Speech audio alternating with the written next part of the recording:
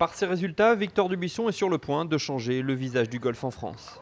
Vainqueur dès sa 3e année pro, le Canois se souvient que son ascension fulgurante est aussi la conséquence d'une politique fédérale ambitieuse dont il a bénéficié lorsqu'il était amateur.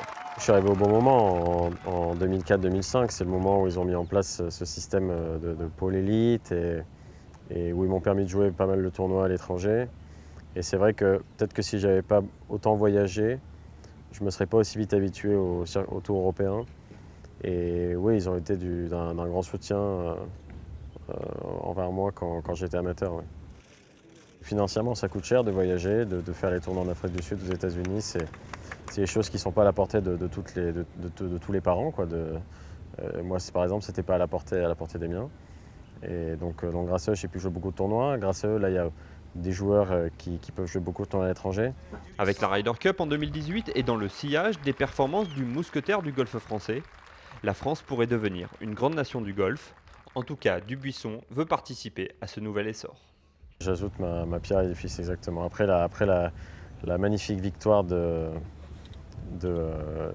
Greg au Pays de Galles, les 2 victoires de Julien là, ces 2 dernières années, tout ce qui se passe est extraordinaire. En plus, la cerise sur le gâteau, c'est la Ryder Cup en France. Ça, bon, on la doit à Pascal Grisot. C'est lui qui a été l'élément déclencheur de tout ça.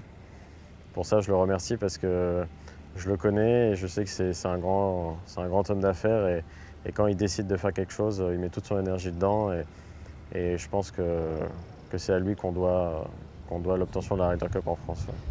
Admiration et reconnaissance, c'est également le sentiment qu'éprouve Pascal Grisot à propos des exploits de Victor Dubuisson. Victor a toujours été un joueur extrêmement doué. Il a été numéro 1 mondial chez les amateurs. On n'arrive pas à ce niveau-là sans avoir un véritable talent. 2013 est un très grand cru. En plus, la cerise sur le gâteau, la victoire de Victor qui lui permet d'accéder à l'objectif que s'est fixé la fédération depuis longtemps, de pouvoir avoir un Français dans les 50 meilleurs joueurs mondiaux. La stratégie de la fédération, c'était d'avoir un champion, parce qu'on sait que pour appuyer le développement et la pratique d'un sport, avoir un champion, c'est évidemment très important. C'est ce que le tennis a fait avec Noah quand Noah a gagné Roland-Garros. Mais également recevoir un grand événement. Les 4 tournois majeurs, on aura du mal à les avoir en France. La seule compétition qui était disponible, c'était la Ryder Cup. La France et la fédération se sont lancées dans la candidature en 2008 et nous avons remporté cette candidature. Et ensuite, le 3e point très important, c'est la construction de ces 100 petits équipements, parce que c'est vrai que si nous avons la chance d'arriver à développer la pratique du golf, il faut des parcours adaptés à ces nouveaux licenciés. Et le programme des 100 petits équipements, où aujourd'hui nous avons déjà construit 62 équipements, est primordial pour pouvoir accompagner ce développement du golf.